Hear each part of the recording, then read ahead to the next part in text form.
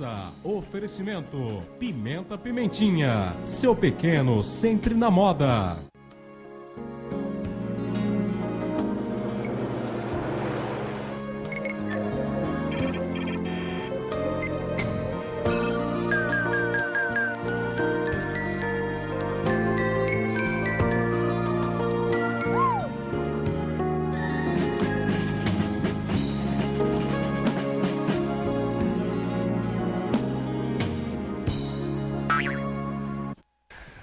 Olá, muito boa tarde. Estamos começando mais uma edição do programa O Mundo da Criança aqui pela TV Marília. É sempre muito bom contar com a sua audiência, a sua participação. O programa O Mundo da Criança nessa tarde de sábado muito especial, porque nós vamos falar de um assunto que pode parecer que não, mas talvez a criança não, mas já o adolescente gosta, né? E gosta muito. E nós comemoramos nesse último dia 12, o Dia dos Namorados, e a gente vai falar sobre adolescência, namoro, um assunto muito legal, doutor Francisco. A gente tem a honra de receber aqui a psicóloga Flávia Leite Mores, que é a psicóloga especialista em medicina comportamental pela Unifesp, e muito nos honra com sua presença aqui hoje. E o doutor Francisco, claro, o comandante deste programa, que certamente já sabe tudo que vai perguntar, né, doutor? Muito boa tarde. Marcos Vinícius, muito boa tarde a você, telespectador, que inicia com a gente o programa Mundo da Criança. Realmente, Marcos, você mencionou com muita clareza que a inspiração de nós conversarmos hoje no programa Mundo da Criança sobre namoro, adolescência, essa problemática assim que não é muito fácil da família abordar, traz sempre algumas dúvidas, e nós como pediatras que vivemos vários aspectos da família, observamos e acompanhamos as crianças crescendo, também temos a oportunidade de conversar. Isso é uma razão de consulta até com uma certa frequência, o que fazer com o filho que começou ou a filha que começou a dar aquele probleminha de relacionamento, de participação em festas, etc. E para falar sobre esse assunto, realmente a gente foi trazer uma pessoa que realmente poderia trazer a você, telespectador, a você que é pai, você que é mãe, a você que tem essas dificuldades dentro de casa, e é claro, as avós que ficam olhando para as netinhas, já vai sair de casa, já vai namorar. Mas essas são parceiras, viu? Geralmente as avós já são mais parceiras. Aqui e tal, né? Mas aí nós convidamos uma psicóloga que é muito nossa amiga, que é a Flávia Leite Mores, que realmente tem experiência, pode abordar com clareza para você que está aí com o papai, com a mãe, tem um adolescente, tem uma criança aí que já começou a dar algumas evidências de sensualidade. E então a Flávia, que tem experiência no assunto, vai abordar com a gente. Eu tenho certeza que você, telespectador, vai aproveitar e vai trazer alguma coisa prática para a sua casa, para o seu relacionamento com o seu filho. Aliás, eu tenho que apresentar a Flávia e fazer de público uma gratidão. A Flávia é uma parceira, uma voluntária do programa, do projeto Um Amor de Criança. Opa. Aquele projeto que nós lá na Unimar atende as crianças com paralisia cerebral. Aliás, eu diria ela, a mãe, o irmão, os irmãos, toda uma população, uma família envolvida com o projeto Um Amor de Criança. Então, a Flávia, muito obrigado à família por todo o carinho que tem dado às crianças, que são realmente crianças que precisam desse apoio, e tem recebido lá na Universidade de Marília todo o carinho, toda a atenção e toda a situação que possa favorecer em alguma situação de vida. Flávia, eu agradeço muito a sua presença aqui, porque eu sei do tempo, você estava em outra atividade e se dispôs a estar aqui com a gente. Muito obrigado por você estar aqui nesse sábado. E o assunto, namoro, adolescência, como nós podemos ser útil à família para uma abordagem melhor com os filhos, eu tenho certeza que você trará aí uma orientação muito clara às famílias. Obrigado por você estar vindo aqui. Obrigada. Boa tarde a todos. Eu brinquei com o Dr. Francisco que eu estou parecendo aquele adolescente que vai para a festa, que vai encontrar o paquera, que a mão transpira, o coração acelera.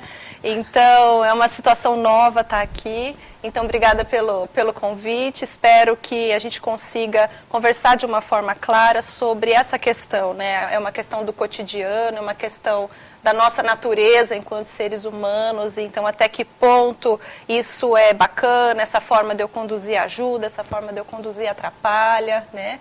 Essa questão de troca de ideias entre famílias. Então, tomara que a gente consiga aí levar algum conteúdo que auxilie aí esses pais e também os adolescentes, né? Porque também as duas partes têm que um compreender o outro, né? E não a gente exigir que só o adolescente mude, que só o adolescente reveja a sua postura e enfim.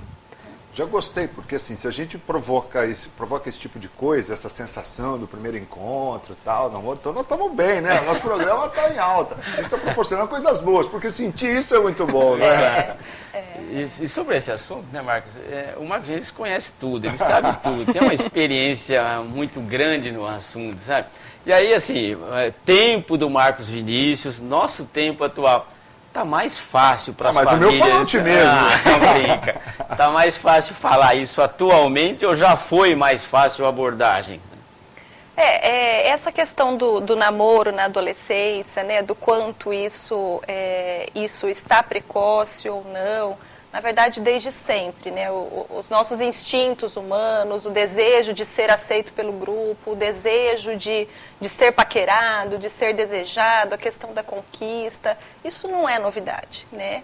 O que, como muitos outros assuntos, isso já está sendo muito mais bem trabalhado, é a questão de se quebrarem alguns mitos, né? E de compreender melhor o comportamento daquele adolescente, o sentimento dele, as preocupações que os pais têm. Talvez hoje as crianças, para mim 12 anos é uma criança, né? Agora que a gente é adulto, 12 anos você vê que é uma criança, mas quando a gente tem 12, 13 anos...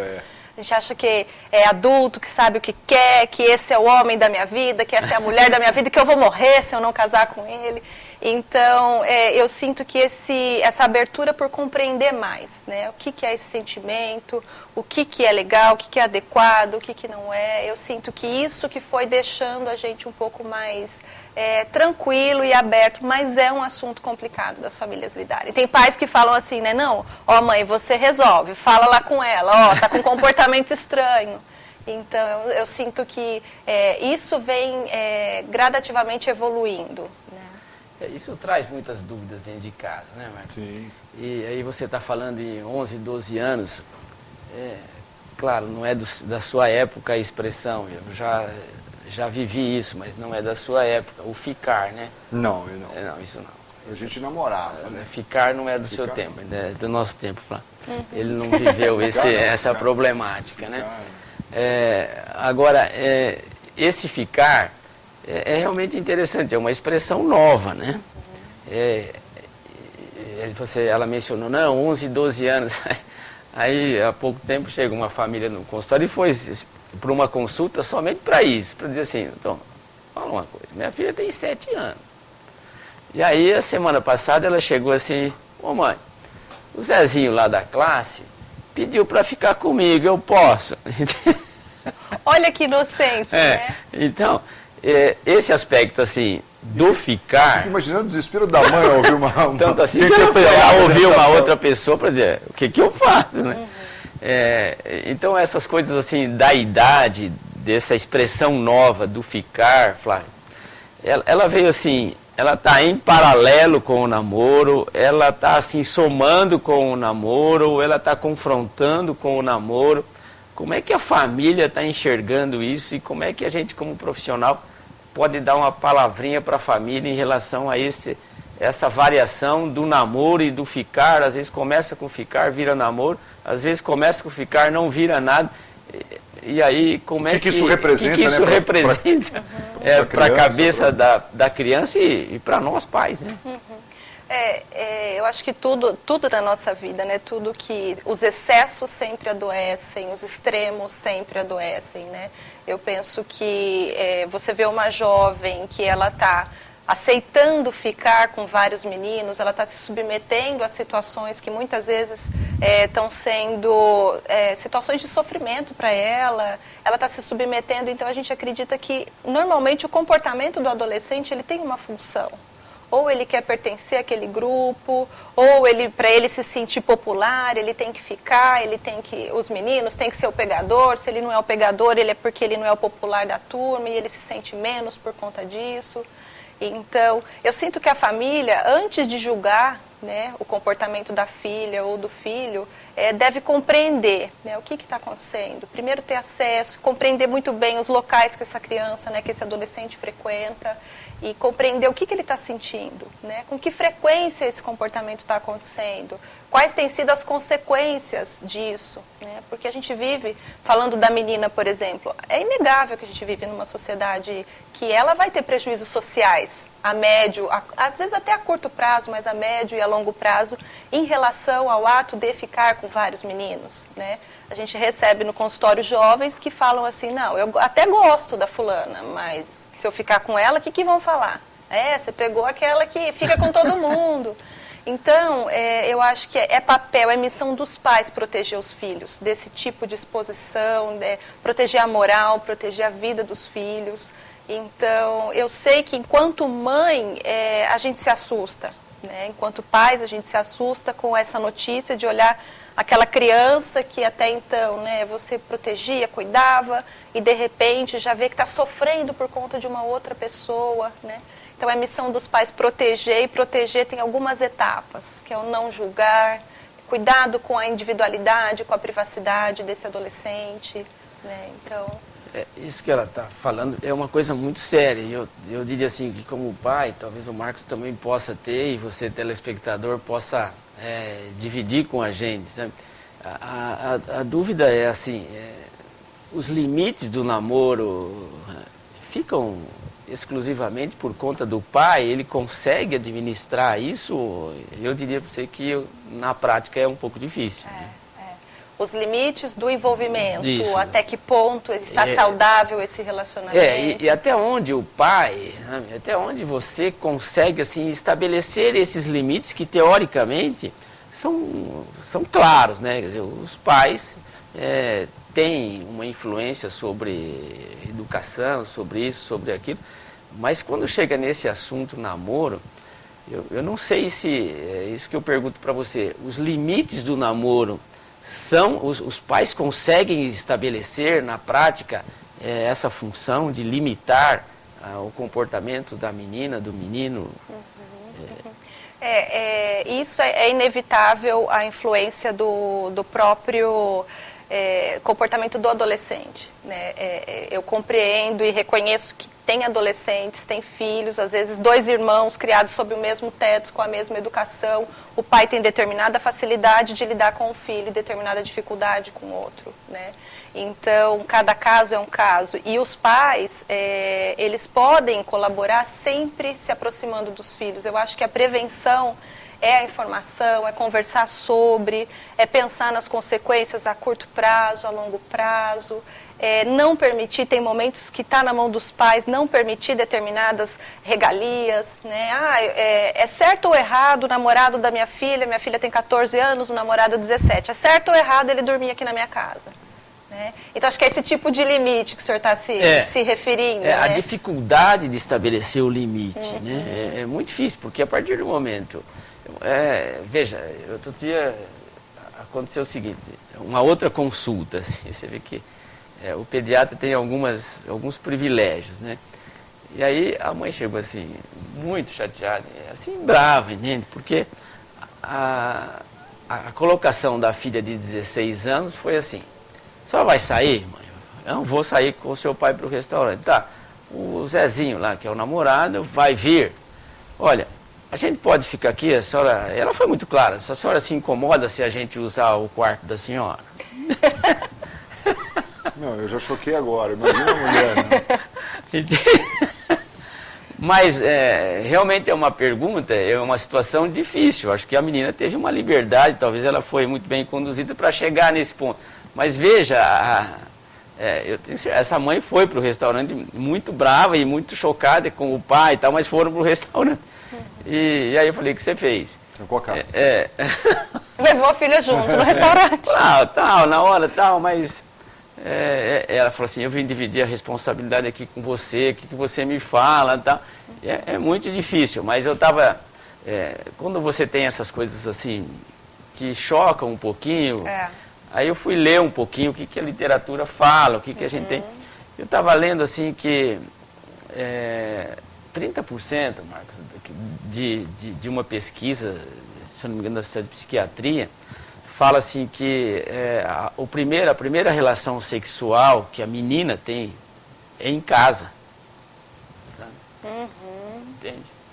Então, é um negócio assim, por isso que eu estou dizendo assim, até onde o pai consegue ter uma atuação desse tipo que a gente propõe como profissional. Olha, você tem a função de fazer isso, de fazer aquilo, tá? Mas eu diria assim que há muita dificuldade nisso, até dentro da própria casa, né? Porque você fecha o olho, escapa, sai, passeia, e a sua filha fica, e os convidados para uma festinha estão lá. Olha, e eu, assim, com experiência própria, posso dizer que a gente é muito rápido para esse tipo de coisa. Basta alguns minutos. E tudo aí, pode acontecer. É isso que eu queria que você colocasse, sabe? Porque eu vejo que há uma dificuldade muito grande para o pai administrar e para os pais administrarem essas situações que que não são pontuais hoje, né? E inclusive, muitas vezes os pais podem até se sentir frustrados, né, diante de uma gravidez na adolescência. O que eu não fiz, o que eu deveria ter feito, a culpa foi minha. E a gente tem que separar, né? Muitas coisas não estão sob controle dos pais. Muitas coisas, realmente, o pai não vai estar ali 24 horas cercando aquele adolescente, olhando, né? Esse exemplo dessa menina chega a ser engraçado, né? Porque ela foi, assim, totalmente transparente. Mãe, posso, né, dormir? Você me empresta seu quarto? Então, quer dizer, eu não sei qual que é provavelmente essa menina já teve alguma relação sexual com esse namorado e para ela isso é normal, né? E talvez a mãe... Muitas vezes, diante da situação de, nossa, mas espera lá, eu estava fingindo que eu não sabia, né? Agora está estampado, está muito claro. Então, os pais, eles têm algumas restrições, né, em relação a conseguir prevenir tudo, a conseguir poupar o filho de qualquer tipo de sofrimento, né? Então, tem pais que fazem tudo o que é possível, mas ainda assim... O filho tem o livre-arbítrio, o filho tem a escolha, o filho tem influência social, influência do ambiente. E para ver essas situações, Marcos, a família, que assim, nós propomos como profissional, olha, que você converse muito bem com o seu filho, que você converse sempre, que você converse... Eu acho que exatamente isso que aconteceu, ela de tanta conversa, fruto de uma abertura. Exatamente. Fruto de uma abertura. E a gente não pode negar que teve um lado bom, quer dizer, a mãe ficou ciente, assim, de uma forma muito clara do que está acontecendo. Está acontecendo. Que muitas vezes isso acontece sem o pai e a mãe também, não sei que vantagem há também de você não ter o conhecimento ou fingir que não tem, né? E assim, né, o que é possível sugerir para uma mãe ou para um pai numa situação como essa? Talvez, assim, essa mãe expressar como ela se sentiu com essa notícia. Poxa, filha, você me pegou desprevenida, eu não esperava que você fosse me pedir isso, né? Sei lá, às vezes pode desmaiar um pouco antes também. Né? Você não tem que responder, né? Mas eu sinto, eu acho que essa abertura de sentimento, né? E falar, olha, filha, eu não esperava que você fosse me pedir algo desse tipo. Pera lá, deixa eu processar o que está acontecendo, né? Porque, de fato, quando a gente está vivendo a situação, muitas vezes, depois que passa, você fala, eu devia ter feito isso, eu devia ter falado aquilo, mas ali na hora dá uma balançada.